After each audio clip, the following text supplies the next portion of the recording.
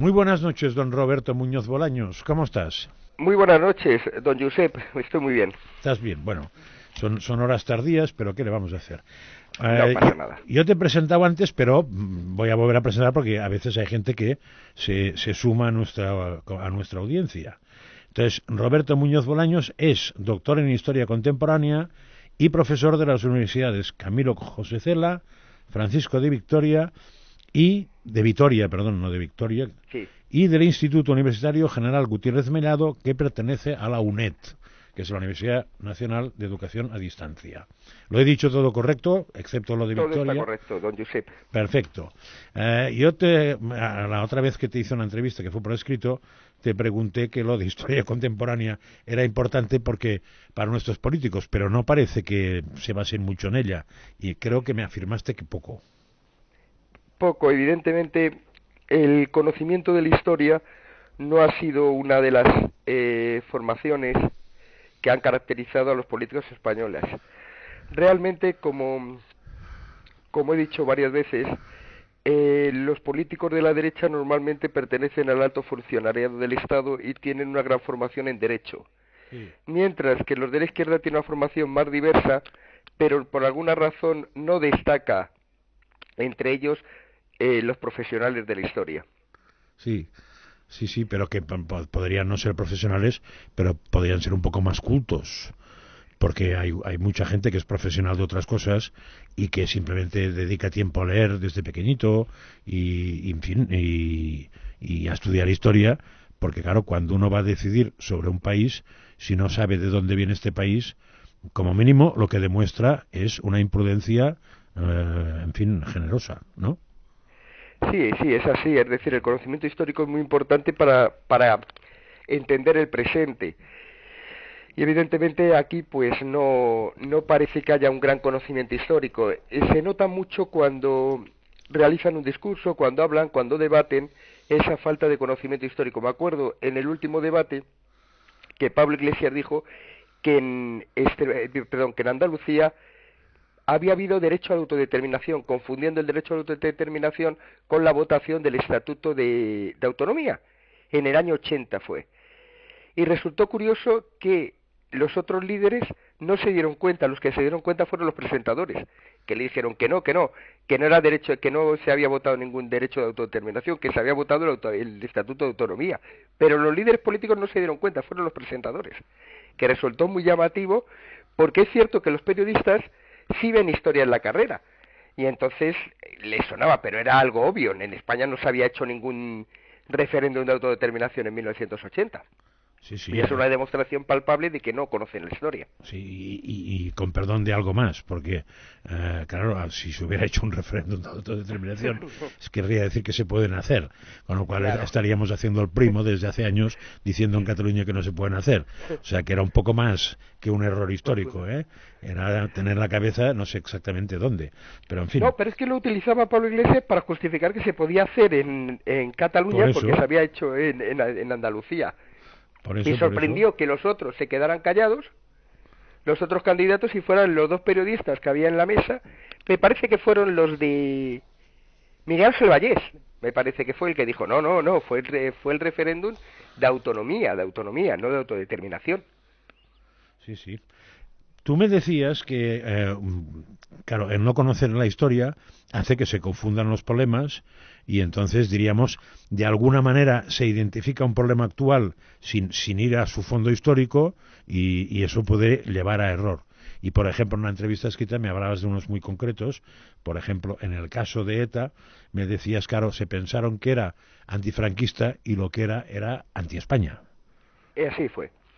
Ese fue un error muy, muy grave en los primeros 5 años de la transición que costó muchos muertos, porque Adolfo Suárez, que es una persona clave en la historia de España, no era una persona de gran formación, evidentemente, tampoco lo era Martín Villa, que también es clave en el proceso de transición y en la llegada de la democracia, y entendieron que a ETA se la derrotaría simplemente dando el estatuto de autonomía y con la amnistía de los presos, y no fue así. Lo que ocurrió fue que en el periodo que va de 1976 a 1980, ETA gozó de cierta libertad, entre comillas, lo que le permitió crear una estructura que fue la base que mantuvo su actividad terrorista durante varias decenas de años más. Y ese fue un hecho muy grave, fruto del desconocimiento de lo que era ETA. Y las consecuencias todas las conocemos, claro. Sí, y me dices que ese error lo podemos, no dices podemos, dices lo estamos repitiendo en el tema del terrorismo yihadista o islamista o como se quiera llamar. Sí, en el tema del terrorismo yihadista hay un problema, pero que va más allá de la organización de esas células, que es bastante compleja. El problema radica en no entender lo que pretenden los islamistas, que es la destrucción de la civilización occidental, y en muchas veces achacarnos la culpa de la existencia de este terrorismo a nosotros mismos, cuando no es así. Y es un debate que existe en diferentes países de Europa, no es solamente en España, donde el terrorismo yihadista ha golpeado menos. Pero existe la tendencia a considerar que es como culpa nuestra, es decir, muchas veces se ha vinculado ese terrorismo yihadista con el apoyo de Occidente a Israel. Ya, pero, por ejemplo, el apoyo de Occidente, España no es un país que apoye a Israel de una forma clara, y también ha golpeado aquí. Se ha vinculado con o la guerra de Irak, o determinados acontecimientos, cuando muchas veces no era el terrorismo yihadista consecuencia de ese acontecimiento, porque todas las cosas, por ejemplo, el régimen iraquí no era yihadista, todo lo contrario, era un régimen laico que combatía el yihadismo. Hay que tener mucho cuidado a la hora de afrontar un problema tan grave como es el terrorismo, sin basarse en la opinión de expertos y entrando siempre en lo políticamente correcto, porque a veces al entrar en lo políticamente correcto asumes unas culpas que no son tuyas y permites que ese fenómeno, ese proceso, esa dinámica alcance mayor desarrollo. Sí, ahí estaríamos, sin querer, me estarías hablando de una cierta lo que se ha llamado en diplomacia la reciprocidad. Lo digo en el sentido de que da la sensación de que Europa, cuando viene gente de cultura islámica, musulmanes, pues acepta sus costumbres tranquilamente en Europa sin planteárselo, y cuando nosotros vamos para allí, ni locos. O sea, a la que pisas el aeropuerto, chica tapada, niño quieto. Claro. Alcohol en casa y otras cosas también. Sí, sí. Los europeos tienen una visión de la vida muy liberal, que ha sido la base de nuestro desarrollo, pero a veces esa visión de la vida tan liberal puede provocar esa diferenciación que perjudique evidentemente a los países del continente. El caso más concreto lo vimos hace relativamente poco, cuando la delegación iraní que iba a ir al Congreso dijo que no se podían tocar a las mujeres, que no se iban a saludar a las mujeres, y al final hubo una protesta por parte de Vox y la delegación no fue. Pero claro, es decir, ellos no pueden imponer en Europa sus costumbres, las podrán imponer en sus países, pero no sus costumbres. No pueden decir que en una recepción no se puede beber alcohol, o que en una recepción no se van a saludar a las mujeres, Sí, o en el caso del Vaticano, que hicieron tapar las vergüenzas de las estatuas del Museo Vaticano, cosa que no entiendo yo por qué se transigen ese tipo de cosas. Claro. Porque no es obligatorio, no es obligatorio visitar el museo, y dos, no es obligatorio mirar, que miren al techo. Claro. Bueno, al techo tampoco podían, porque la Capilla Sixtina debe tener de todo, pero en fin. Claro. Es eso, es la reciprocidad que no se cumple, porque evidentemente, digamos que nosotros, por ese espíritu liberal, siempre nos adaptamos a los demás, pero te puedes adaptar a los demás en cosas que no afecten a tus principios, pero si afectan a tus principios tú no puedes adaptarte a los demás, porque estarías evidentemente rechazando y debilitando tus principios. Sí. Y esos principios son claves. Sí, pero ¿sabes qué puede pasar? Que algunos no tengan de esto. Me refiero de principios. Y los políticos europeos, lo de principios, a mí me cuesta pillarlos, porque si vamos, tú dominando el tema, cuando hacen la Constitución Europea, evitan mucho decir cuáles son los soportes filosóficos de Europa. No fuera caso que saliera que tiene que ver con la cultura judeocristiana, etcétera, ¿no? Sí, realmente es un problema que tenemos que es muy grave, que se ha ido desarrollando en los últimos años, que es vinculada o vinculado con la situación de bienestar que vivimos, progresivamente los principios, igual que los propios deberes, han ido debilitándose. Es decir, por ejemplo, es muy característico que todo el mundo tenga derechos, lo cual yo defiendo porque yo vengo de una tradición liberal, pero la gente no asume deberes. Es decir, digamos que existe ese problema que cada vez es mayor. Evidentemente Europa viene de una tradición judeocristiana, o mejor dicho, Europa se fundamenta en tres grandes pilares, que son la filosofía griega, el derecho romano y la religión judeocristiana. Exactamente. Y si Lo no hay demás, eso, si no hay eso, no hay Europa. y el régimen liberal y el liberalismo, cuando la gente dice, no, el liberalismo tiene una raíz cristiana porque parte de la teoría del contrato que establecieron los monarcomanos calvinistas en el siglo XVI. Siempre decía Tuchar que era muy característico que gente tan dogmática hubiera sido los padres posteriormente de la democracia, porque cuando John Locke establece las bases de lo que es el futuro liberalismo, parte de la teoría del contrato, que tiene una raíz cristiana, porque el primer contrato es el que realiza Moisés con Dios, por el que le proporciona los 10 mandamientos, y el segundo contrato es el que realiza el monarca con su pueblo, por el que les va a dotar de la religión cristiana y va a buscar su bienestar, etcétera, etcétera, etcétera. Bien, pues esa es la base sobre la que se fundamenta el liberalismo democrático actual, y es una raíz cristiana. Sí, conociendo historia, ¿tú ves viable que el Islam no sea un problema para la cultura occidental? Yo, sinceramente, no, a corto plazo no hay problemas porque somos mayoría. El problema no es el Islam, sino que la población islámica que hay en Europa no acepte nuestras costumbres. Que no las acepta. Que no las acepta porque la puñetera realidad es que no las acepta. No están secularizados como estamos nosotros. A la larga puede provocar problemas porque hay un choque entre sus costumbres y las nuestras y puede acarrear problemas. Pero actualmente yo no veo el problema como tal porque tampoco son mayoritarios. No sé lo que pasaría en una situación. Pero en la historia, ¿cómo ha funcionado eso? No, en la historia, vamos a ver, lo que ha pasado es que cuando los musulmanes invadieron, salieron de Arabia Saudita en el año 634, con el califa Omar, pues allí donde conquistaron, impusieron sus costumbres y dejaron a los dini, que era como se les llamaba, judíos y cristianos, que luego se añadieron los mazdeístas de Irán, les dejaron que funcionaran con las suyas, pero como población subordinada, al margen de, pero ellos impusieron sus costumbres. Por ejemplo, si había un pleito entre población musulmana y población judío-cristiana, se hacía con derecho coránico. Es decir, ellos donde están imponen sus costumbres y dejan que la población de otras religiones pueda vivir con las suyas, pero en una posición subordinada. Eso sigue ocurriendo en países donde hay cristianos siendo en mayoría musulmanes. El caso más, podemos citar Pakistán, etcétera, pero la población cristiana está subordinada.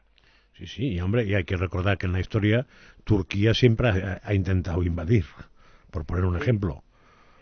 Pero Turquía ha sido un país interesante en ese sentido, porque cuando acaba el sultanato y se hace con el poder Kemal Atatürk, la seculariza. Es muy curioso que en el caso de Turquía, la secularización que se produce y que se mantiene hasta la llegada de Erdogan es producto del ejército. El ejército se considera el legatario, el testaferro del pensamiento de Atatürk. Y durante el tiempo que los militares dominan, ya sea directa o indirectamente, el país es secular. ¿Qué ocurre? Que hace poco hubo un golpe de Estado el ejército perdió toda posibilidad, un golpe de Estado fallido que todos conocemos, el ejército perdió toda posibilidad, un autogolpe de Estado. Un autogolpe perdió toda posibilidad ya de, digamos, supervisar la labor del gobierno y mantener la política de Atatürk. Y eso ha permitido a Erdogan progresivamente islamizar el país. Claro, pero eso que me decías del ejército me suena también a Egipto. Sí, en Egipto también, porque el ejército era basista, pero allí, por ejemplo, sí se ha mantenido. Es decir, el ejército desde Nasser... Sí, ha vuelto a ganar, además. Pero quiero decir que curiosamente, los secularizadores es el ejército. Son militares. Tanto en un sitio como en otro. Probablemente porque son los más instruidos. O no lo sé. Pero no me extrañaría. Porque vienen de una tradición, pero también pasó en Libia. Exactamente. En Libia, Gaddafi, evidentemente, el régimen de Libia era secular y eran los militares. Sí. En Argelia, cuando el FIS iba a ganar las elecciones, los militares dieron un golpe de Estado. Sí, también, sí. Impusieron una dictadura secular por contactos en el exterior, como usted dice, o por muchas razones. Digamos, el ejército ha sido un bastión del secularismo en el norte de África y en Turquía. Y vaya por delante que yo soy especialista en historia militar y soy totalmente contra la intervención del ejército en política, pero digamos que en esos países ha habido, el ejército ha actuado como un bastión para evitar la islamización de los suyos. Sí, para evitar males mayores. Sí. Que está claro que... Pero entonces, por ejemplo, en una visión de un señor que domina el tema historia, ¿Turquía la ves en la Unión Europea? Yo creo que es que el problema es que no quiere. Bueno, y parte de la Unión tampoco. La Unión Europea tampoco quiere. Es decir, Turquía con Erdogan mira a un lugar que estratégicamente es más importante para ellos, que es Asia Central. ¿Por qué? Porque desde los tiempos del sultanato ha habido lo que se ha llamado un panturanismo, que es la búsqueda de la relación y de la unión entre los pueblos de etnia turca. Y en Asia Central, por ejemplo, Uzbekistán es de etnia turca, Turkmenistán es de etnia turca, y las relaciones entre Turquía y esos estados siempre han sido muy estrechas ahora y antes de que fueran conquistados por el imperio zarista en el siglo XIX. Ya hace tiempo leí un libro que se llama Viaje al Asia Central, de un derviche que le había mandado europeo el sultán de Turquía, y era curioso que los gobernantes, los janes de Asia Central, de etnia turca, consideraban, digamos, al primus inter pares como primus inter pares al sultán de Turquía. Y ahí es donde mira, entre otras cosas, porque es una zona rica en petróleo y en gas natural. Sí. Y no olvidemos que es un antiguo imperio, pues, el imperio otomano. Yéndonos más cerca, porque el tema ya veo que daría para mucho, pero me interesa más aquí, el tema de el nacionalismo. ¿Qué habría que saber de historia para que no nos tomaran el pelo? Habría que saber que el nacionalismo es insaciable. Vale. Claro que cuando más les das, más quieres. De hecho, es curioso que eso lo vio una persona tan inteligente como Torcuato Fernández Miranda. Cuando en la transición se planteó el tema de las autonomías, le dijo a Suárez que solo diera autonomía a Galicia, el País Vasco y Cataluña, y que en el resto de España hubiera descentralización administrativa, porque si daban autonomía al resto de España, especialmente Galicia y el País Vasco, querrían más para distinguirse del resto de las comunidades, que había que limitar el alcance de la autonomía, limitando también la extensión del proceso autonómico a lo que se llamaban las tres comunidades históricas, porque siempre lo que les ha caracterizado es que quieren más. Es muy famoso aquello que dijo Pujol, de que un catalán no era como un murciano, es decir, que no podían tener las mismas competencias los catalanes que los murcianos, y ese ha sido un problema. Y el otro problema es que cuando se hizo la Constitución no se cerró. Es decir, en la mayor parte de las constituciones de estructura federal o de estructura centralizada se establecen o las competencias del Estado o las competencias de la comunidad autónoma, Estado federado, etcétera. Y el resto es para el otro. Aquí se establecieron una serie de competencias del Estado y una serie de competencias de las comunidades autónomas. Pero ¿qué ocurre? Que es imposible determinar cuáles son las competencias de un Estado. ¿Por qué? Porque las competencias se van incrementando. En 1978 no se podían determinar de quién eran las competencias de la red de fibra óptica, No, de y Internet. Y además creo Claro. que la propia Constitución habla de que se podrán ceder las competencias Claro. que no se pueden ceder. Con Claro. lo cual, claro, con ese sistema nos vamos al carajo. Pero es Claro, que se vacía el Estado. claro, no estaba cerrado ni sigue estando cerrado. No, no. O sea, estamos Y en el eso se mismo puede proceso. cerrar. Sí, Se claro. puede cerrar. Pero ¿cómo? Pero ¿Con un yo- cambio constitucional? Con un cambio constitucional Uf. habría que establecer en la Constitución qué competencias son exclusivas del Estado. Habría que hacer un cambio O constitucional, sea, efectivamente. imposible. Una pregunta que a mí siempre me ha preocupado. El país Galicia, ¿por qué era una histórica? Porque se había votado el Estatuto de Autonomía antes de que el comienzo de la Guerra Civil. O sea, que realmente es verdad, porque Sí. diríamos, nadie duda que el País Vasco pues tiene el tema autonómico, es viejo. Basta pues ver la historia de los últimos, no, antes de la transición, del propio franquismo, lo mismo que en Cataluña, que era un tema muy candente, pero yo Galicia no lo había visto nunca, la verdad. Y claro, si históricamente está justificado, pues está justificado. Eso lo Claro. sabrás tú, yo no lo sabía. El justificado es eso, y el hecho de que tenga lengua propia, se juntan muchos, pero sí había estado antes de la República, antes del estallido de la Guerra Civil, se había votado un Estatuto de Autonomía. Vale. Después, ahora me dices que uno de los grandes problemas es que está el tema de las transferencias abiertas, pero con eso tampoco explica la situación actual, o sea, hay más de fondo. Históricamente, o los políticos han cometido más errores históricos para que lleguemos al momento que hemos llegado ahora. Hombre, al momento que hemos llegado ahora es consecuencia fundamentalmente de una dejación por parte del Estado y de un abandono de los símbolos del Estado. Me explico. El problema que tenemos en España, que no existe en otros países, es que los símbolos siguen ligados a una parte del país, concretamente a la que venció la Guerra Civil. ¿Por qué? Porque durante este conflicto, sublevados y gubernamentales tenían banderas distintas e himnos distintos. Cuando vencieron los sublevados, se estableció su bandera y su himno. ¿Qué ocurre? Que además se hizo una enorme propaganda de España, España, España, España. ¿Qué ocurre? Que cuando muere el general Franco, digamos que todo lo anterior no vale. Y ahí se incluye el propio concepto de España, la bandera de España, el himno de España, que si bien son reconocidos oficialmente, no pueden presentarse de forma pública, aunque están en ministerios, etcétera.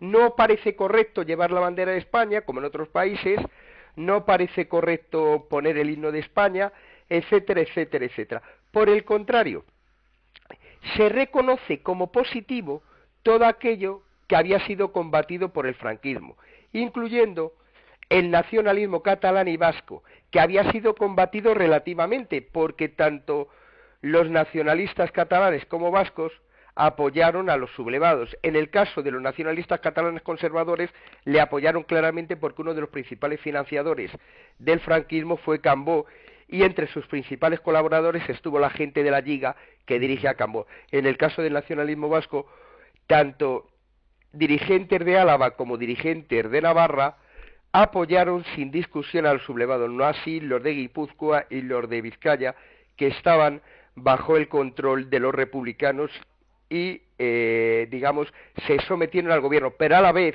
estuvieron negociando con los sublevados hasta que finalmente se rindieron en Santoña, destruyendo la línea de defensa republicana en el norte. Bueno, tanto nacionalistas vascos como catalanes que habían colaborado con el franquismo se presentaron como víctimas del franquismo. Y por ser víctimas del franquismo, digamos que eran buenos. Claro, tuvieron el plus De ahí de la que bondad. se les dejó plena libertad para realizar su proyecto político a partir de 1980, y ese proyecto político pasaba fundamentalmente por un dominio de la educación. Ese dominio de la educación creaba mentes. Fundamentalmente dentro de ese dominio de educación la clave son las humanidades, y más concretamente la historia. Ahora se están haciendo informes sobre cómo son los libros de historia en el País Vasco, o más concretamente en Navarra, en Cataluña, hablando de esa manipulación que ha existido siempre, de esa manipulación utilizando la historia como herramienta para conseguir formar en una determinada ideología. Eso comenzó en el año 80 y ha sido un proceso paulatino. En el País Vasco, el proceso ha estado limitado por la existencia de ETA, que creó dos bandos claramente enfrentados. Por el contrario, en Cataluña se creó la idea de un oasis, y ese oasis permitió a los nacionalistas extender su proyecto sin que nadie los frenase. Y la situación que tenemos es consecuencia de eso. Se puede hablar de que también ha habido muchos errores desde Madrid en relación con lo que ocurrió a partir del estatuto que puso en marcha Zapatero. Es evidente que también no es porque nos echemos las culpas, como hablábamos del islamismo, pero sí hay errores en la redacción del estatuto, etcétera, etcétera, etcétera. Pero es evidente que el proyecto nacionalista no ha encontrado ningún freno hasta precisamente la culminación del proceso, cuando por primera vez ha habido manifestaciones españolistas, os ha llevado la bandera de España en Cataluña, se ha ido a defender la lengua española, pero antes no, antes eran muy pocas personas las que advertían de lo que estaba ocurriendo. Sí, pero fíjate que me estás hablando de, diríamos, de contrarréplicas desde la calle. Sí. No precisamente desde las instituciones del Estado en Cataluña, que parece que se fueron a otro sitio. Claro, es que precisamente el proyecto nacionalista, tanto en Cataluña como en el País Vasco, pasaba por eliminar progresivamente la presencia del Estado. Sí, señor. Tenemos que irnos porque ya nos hemos pasado de tiempo, pero, en fin, yo creo que yo y la gente que nos oye habrá aprendido mucho, y espero poder aprender más adelante, más veces contigo. Muchas gracias, Roberto. Descansa, buenas noches y hasta pronto. Hasta pronto. Un cordial saludo. Gracias.